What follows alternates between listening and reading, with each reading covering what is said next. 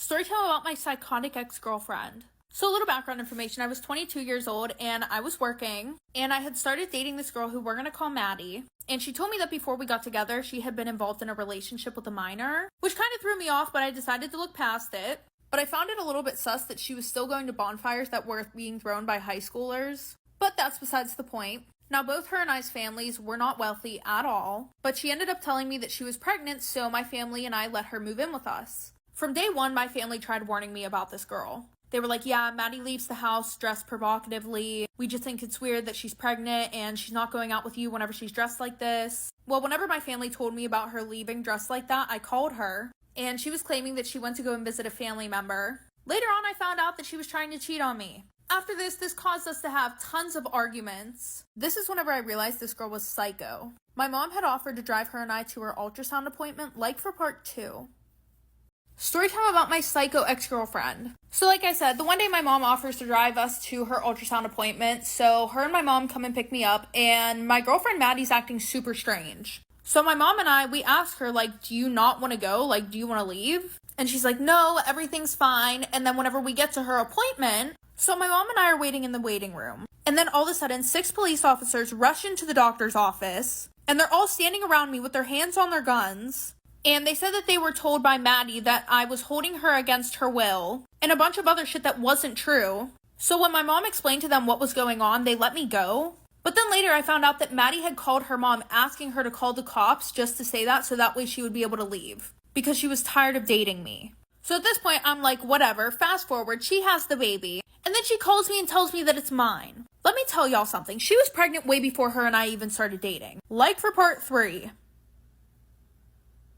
Part 3 about my psychotic ex. So like I said, the police pull up and then my mom tells them what actually happened, and we're like, all right, we're done with this. So fast forward, when the kid's born, she texts me and she's like, yo, the baby's yours. And I'm like, no, it's not. Because I'm going to be honest, y'all, she got pregnant way before her and I even got together. And if the baby was mine and she had it whenever she did, that baby would literally have came out without like nose, eyes, anything. So then she starts pulling me into a bunch of drama. She uses this guy to try and scare me. And he's like, oh, you're a deadbeat dad. I'm going to come and I'm going to F you up. And then I start getting mail at my house from her. One of them was from CPS. And then another one was that she had a warrant out for her arrest. So fast forward, I end up getting married to my wife, who I love so much. And she's still trying to start stuff with me. Y'all, this is 6 years after that whole situation. She keeps reaching out to my wife, trying to be friends with her. Also trying to tell her that that kid is mine because we have the same temper issues. It's just ridiculous. I'd like to know which one of you sneaky fucks drank my cranberry juice. Am I talking to myself or do I have to start swinging? Now, you know I would not touch your shit, Savon. Kyrie? What? Did you drink my cranberry juice? I didn't, but I want to know what was going to happen if I did. The fuck? Did you? Yes or no, you fucking psycho? If I say yes, what's going to happen? You going to get your ass beat. That's what's going to happen. Can you say it again for the people in the back? Kyrie, I'm going to beat your ass if you touch my shit.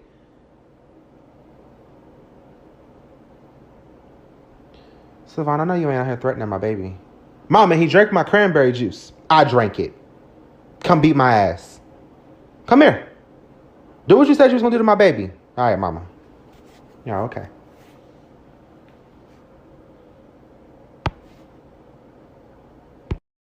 Part 3 of how my husband accidentally told me that he was cheating on me. So like I said, I had made reservations for him and I to go out to dinner so that way I could hopefully spark up the conversation about it. So when we finally sat down, I had started up the conversation.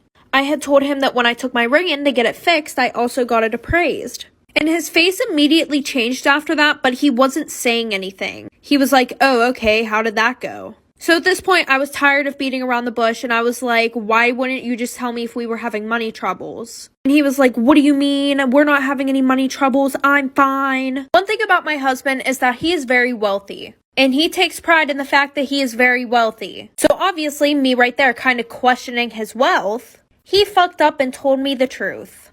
He was like, well, I'm going to be honest with you. I accidentally gave the ring that I was supposed to give you to a girl I was seeing at the time. And I just never got around to replacing yours.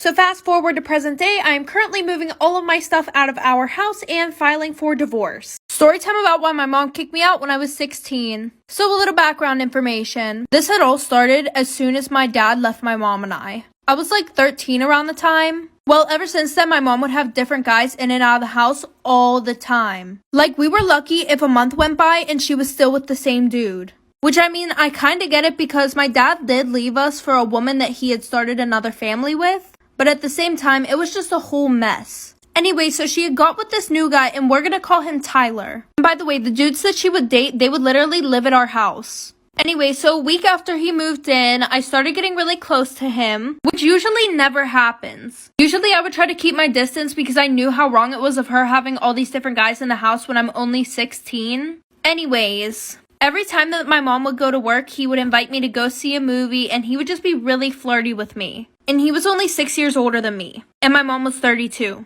You do the math. Anyways, like for part 2. Part 2 about why my mom kicked me out when I was 16. So like I said, the guy was being super flirty with me, inviting me to the movies when my mom wasn't home and all that stuff. Well, then it led to more than just that. By the way, this guy did not have a job, so he was home with me 24/7. And I was doing online school. So we were in the house by ourselves, 12 hours a day, 5 days a week. Anyways, like I said, it led to more, and we started doing the nasty and stuff. Ew, just, yeah. Well, the one day after we got done doing the nasty in my mom's room, we had fell asleep. And yes, we did not have clothes on. Well, at 2 in the morning, I hear someone pounding on the bedroom door, and my mom worked night shifts. So we get up, he hurries up and gets dressed and tells me to hide under the bed. And he opens the door, and it's my mom's sister. My sister literally lived in the apartment next door. And she was like, oh yeah, neither of you were answering the phone, so she wanted me to check on you guys. Like, where's Elena? And I'm still under the bed naked, like for part 3. Part 3 about why my mom kicked me out when I was 16. So like I said, I'm laying under the bed, no clothes on. She asks where I am. And he's like, oh, she should be in her room. So he goes looking for me everywhere with her. And he's like, oh, well, maybe she's outside on the patio. And I don't know why the hell my mom's sister had a key to our apartment anyways. But she's still looking for me in the apartment, and she looks under the fucking bed. And at first she's like, oh my god, what did he do to you? And I'm trying to tell her nothing, like I made that decision on my own. So she calls my mom right away. My mom comes home. She's screaming at me, and she kicks me out. So I go to my grandma's house, and I told my grandma what happened. And my grandma calls her, and she's like, it's not her fault that you gave her daddy issues. And I'm like, bruh, what the fuck? Child, anyways. So then she goes on Facebook and starts posting about how I'm a whore and a slut and how, like, it isn't her boyfriend's fault at all. So now story time about how my best friend got with my boyfriend. Whenever I was in 6th grade, my mom had put me in this summer camp. And that's where I met my best friend, Jenna. Well, any boys that I liked at summer camp, Jenna would try and go after them. So fast forward, Jenna and I never went to the same school, which was so nice because I could literally tell her about any guy that I liked and she would not know who the hell it was. Okay guys, real quick before we continue with this story time. Today's story time is sponsored by my favorite investing app called Public. With the app Public, I always know which stocks are trending and what my friends and other awesome people are investing in. So make sure to go click the link in my bio to start investing with as little as $1. Okay guys, back to the story. Well, I decided to invite her to my school's football game, the one that my boyfriend was going to be playing at. So I'm getting ready at my house and we're about to go pick her up. And she tells me that she's going to wear one of her dad's Hawaiian button-up shirts and some jean shorts. So I decided to wear the same thing because I didn't want her to feel uncomfortable because she never met anybody at my school before. Like for part 2. Story time about how my best friend got with my boyfriend part 2. Real quick, sorry this part is really late. TikTok would not let me post this video at all. So I pick her up and she's wearing a completely different outfit than what she told me she was wearing. And the whole time we were at the game, she was bothering me about who my boyfriend was. And because I knew she was a hoe, I definitely did not tell her who it was. Well, the one week I couldn't make it to one of my boyfriend's football games. And Jenna just decided to show up to my school's football games even though she didn't even fucking go there. Well, the one night she met my boyfriend. She texted me about it that night saying, oh, he's super cute, da-da-da-da-da. I asked my boyfriend what he thought of her, and he said that she was weird and she was hitting on all of his friends. So I thought I didn't have to worry about them getting together, right? Wrong. He had invited me to this party and said that I could bring her, so I decided why not give her the benefit of the doubt. Jenna and I had planned on leaving that night because my mom couldn't pick us up in the morning. Well, Jenna ended up spending the night, and I went back there in the morning, and there were hickeys all over my boyfriend's neck. Story time about how my best friend and I were dating the same guy. So a little background information, I was 15 and it was my freshman year of high school. And I had been dating this guy for 3 months who we're gonna call Jacob. He was a part of the popular group and was known for cheating on all his past girlfriends. But why would I see that as a red flag? Because I'm fucking dumb. Anyways, of course he was cheating on me too, and people would tell me that. At first I wanted to leave him, but the problem was he came from a super rich family and he was really cute. So in reality, I really only wanted to stay with him so that way he would keep spoiling me with expensive gifts. He would literally buy me anything and everything I wanted. So my best friend, who we can call Taylor, she came over for a sleepover. The whole night we talked about Jacob cheating on me and she asked me why I had not broken up with him yet. So I told her why I wouldn't leave and then she hyped me up. She was like, period sis, do what you gotta do. Well then I came up with this super good plan for my best friend and I both to get gifts from him and use him. So then I came out and I said, you should be his side chick. Like for part 2. Part 2 about how my best friend and I were dating the same guy. So like I said before, he was cheating on me 24/7, but he was spending money on me 24/7. That's the reason why I wouldn't leave him. So then I told my best friend that she should be his side chick. So that way we could both use him for his money. So Taylor started flirting with him to try and make him want her too. And I may have given it a little push by giving her his Snapchat, so she tried to slide in his DMs and then also tried texting him on Snapchat. At first, his cheating ass did not want to do anything with her. And I was like, the one time. Anyways, he was like, I'm with your best friend right now. I don't think we should do this. But of course, like all boys who cheat, he ended up meeting up with her. And they started sneaking around. Meanwhile, I knew all the tea. Taylor was telling me everything. Taylor started getting things from him 24/7 and he looked so stupid. Well, then we decided to fuck with him one more time. Like for part 3.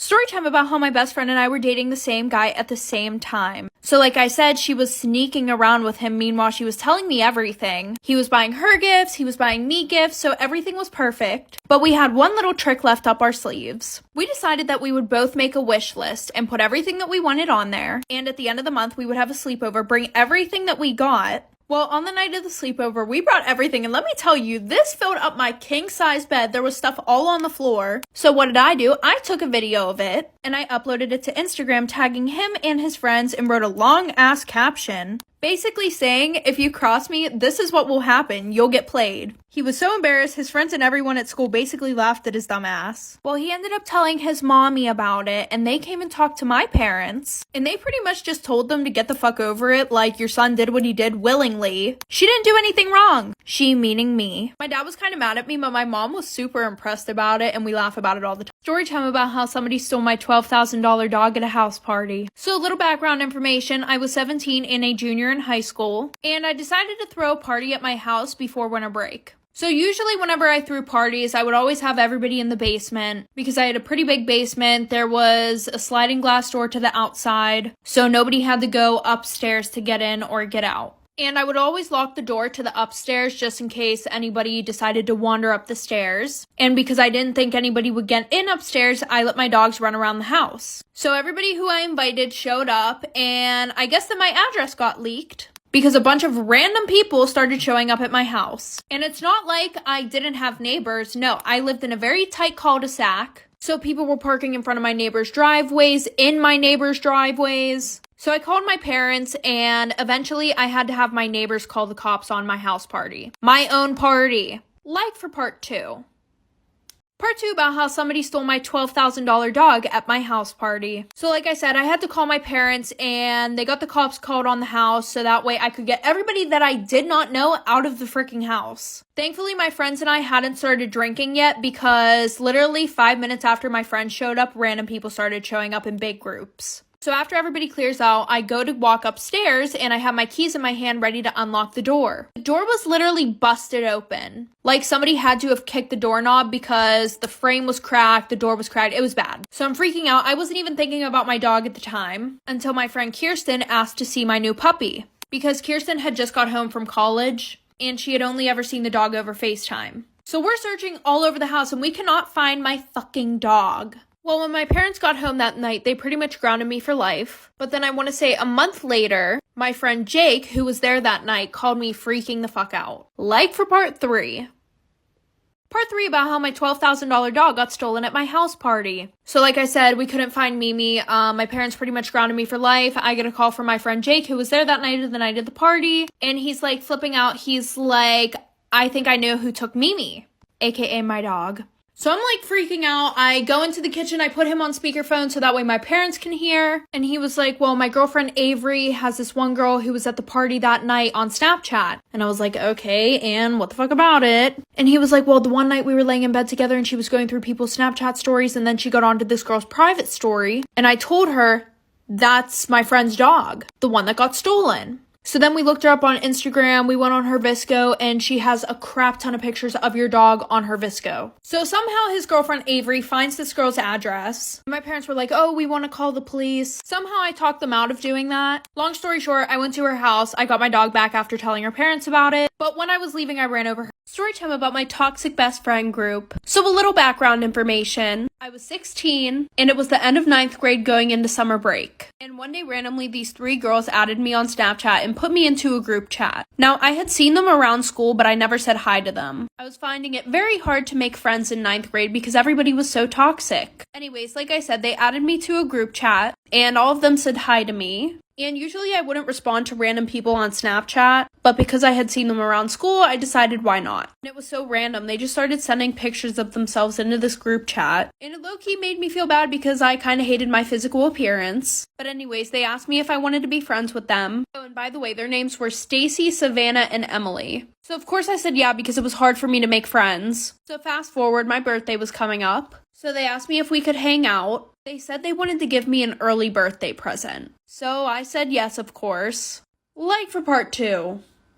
Part 2 about my toxic friend group. So like I said, they asked me if we could hang out to give me an early birthday present. So I said yeah. And Emily had a pool at her house, so they asked me if I wanted to go over there. And of course I said yeah, it was summertime and it was hot outside. Well, when I got there, they asked me to order the pizza and they said that I had to pay for it. So I said yeah, because they were my besties at the time. So I used some of my birthday money to pay for the pizza for all of us. And when I got back to Emily's house, they were all already in the pool. So I was kind of mad. 1, because they didn't go with me, and 2, they were just hanging out without me. So we're sitting there eating the pizza. And then after, all 3 of them get in the pool and they start taking pictures with each other, not even asking me to be in any pictures. So at that point, I was so annoyed. I was just like, you guys are being so rude. And Emily's like, what are you talking about? We didn't even do anything. And then, of course, Stacy and Savannah agreed. So I was like, 1, you didn't even ask me to be in any pictures and you made me pay for the pizza for all of us. And she was like, you're ugly. We didn't want you in the pictures. So I threw the pizza away and went, story time about how I found my uncle sleeping with my best friend. So a little background information. I was 18 at the time and a freshman in college. My uncle was a National Guard. And we were the same age, we went to the same school, and we also had the same friends. And while he was away, I had made one friend that he didn't know about. Her and I became best friends, we got into the same college, and we were in the same dorm room together. Well, the one day my uncle came to my college to surprise me. I ran up to him, I gave him a big hug, and my best friend was super confused because I had never introduced them. And when I introduced them, there was this weird, awkward vibe. So all 3 of us went back to the dorm room, and I asked her if it was okay that he spent the night, because I didn't want to be that person to just invade her space. So she ended up saying yes, and eventually we all got really hungry, and we all wanted Chick-fil-A, so I went and I left them all alone in the room together. Like for part 2. Part 2 about how I found my uncle sleeping with my best friend. So like I said, I went to go get us Chick-fil-A and I left them in the dorm all alone together. While I was waiting in line, I called them to ask what they wanted and nobody answered the phone. So I was like, okay, whatever, it's fine. They're probably just busy talking. So I low-key took a long time because I went to the grocery store to get some cookies. I was just craving them. So then I get back to the dorm room. As soon as I open the door, I see both of them unclothed on top of each other on the bed, doing the nasty. So for some reason, I had a broom and I threw it at my uncle and I went to my friend's apartment that night. And when I told my mom about it, she said that it was my fault because weirdly enough, they praised all the boys in my family. Storytime about how my best friend started seeing my mom. So we're gonna call my best friend Joey. Joey and I had been best friends since we were 4 years old, and my family was really close with his and vice versa. And she had always been really nice to him. Of course, because he was a family friend and he was my best friend. Well, one day I thought that she liked him a little bit more than she liked me. She would always ask the weirdest questions. Like, oh, is Joey single? Or what's Joey's sexuality? Like, sis had a whole ass husband. But at the time, I didn't think anything of it because I just thought that she really wanted him and I to date. But when he turned 15, things started getting a little bit weirder. Like, sometimes he would go over my house right after school, even when I wasn't there to hang out with my mother. And usually the only time he was at the house was whenever him and I were hanging out. Well, the one day I walked in and they were both sitting on the couch talking. And when they both saw me, they acted like nothing was wrong with it. Like for part 2 about how my best friend started seeing my mom. So like I said, the one day I come home after school and they're both sitting on the couch already talking. And they look at me and say hi as if nothing was wrong with the situation. And then after that, Joey started mentioning how my mom was so hot. And I was like, yeah, no, she's pretty, but that's it. Well, the one day my mom left for work earlier than she usually does. So I messaged my dad and asked him if he wanted to hang out. So of course he said yes, and 5 hours later I came home and I go upstairs. And I'm just like hearing things from my mother's bedroom. So I go up and I open the door. And because I don't want this video to get taken down, you guys probably can guess what I saw. So I ran out of the room, ran downstairs. I start panicking. And Joey came and hugged me and said, I'm sorry, me and your mom just love each other. So I told them both they were absolutely disgusting. So then my mom starts crying and begging me to forgive her. And now I live with my dad. Story time about the worst day of my life. So a little background information. I was 16 at the time, and I was either in 8th grade or 9th grade, but I really don't remember. And I had this boyfriend who we are going to call Cameron. We had been dating for 3 years, but before him and I got together, we were best friends. Well, I also was in a friend group with myself, Amber, and this girl named Sky. Now, I wouldn't really call Sky a pick-me girl. She was more of a jealous best friend. For example, the one day we went shopping for dresses, and I picked this one out that I really liked and that looked super good on me. Amber was like, OMG, you look so beautiful. And then Sky, she was like, that dress is ugly and it makes you look fat. Well, after that, I told her I didn't care what she said and that I was going to get the dress anyways. Well, she didn't like the fact that I wasn't going to listen to her, so she didn't talk to me for 2 whole weeks. And then after, she texted me saying that she forgives me, even though I didn't apologize, but okay. Well then, me being stupid, I introduced her to my boyfriend. Bad idea, like for part 2. Part 2 about the worst day of my life. So like I said, me being stupid, I introduced her to my boyfriend. Well, after that, Cameron started acting really weird. Like him and I, we would literally hang out with each other 24/7. And now he was always too busy for me and we would only talk at school. And because I was in all the smart classes and stuff, I would go over to his house to tutor him. Because, you know, I was like the one who was winning every single fucking award for being smart. Well, I came over on the day that I would usually tutor him. And when I went over there, his mom was like, oh, he's busy. He's out with his friends. So then I went home and I got bored and I opened Instagram. Well, I see that he's at a party with Sky and they didn't even invite me. So I asked him about it, and he said, oh, it was her and her boyfriend's party. So I was like, that wasn't really an excuse for why you didn't invite me. So he apologized and I forgave him. Well, 5 weeks later, I found out that him and her did the nasty, and she got pregnant. And then there was a rumor going around that they made out in the bathroom. So I blocked both of them and never saw them again. Story time about how my husband accidentally told me that he was cheating on me. So just some background information. My husband and I got engaged 2 years ago. And this whole situation happened a month after we got married. So fast forward, it's a Sunday morning. Well, usually every week on Sunday, I clean the whole house. So I woke up, went into the bathroom to take my ring off, and I could not get it off. Mind you, I had gained a little bit of weight since my husband and I got engaged. Anyways, I tried butter, I tried soap, I tried everything, even oil. So after trying to get it off for an hour straight, my finger was 3 times bigger than it usually is. So at this point, I'm really scared that I'm going to have to get it cut off. Because 1, I didn't want to ruin it. And 2, it was really expensive. So I call my husband and he's like, oh, call your dad. Firefighters always know what to do. So I called my dad and thank God he lived 5 minutes away because he drove over really quickly. Like for part 2.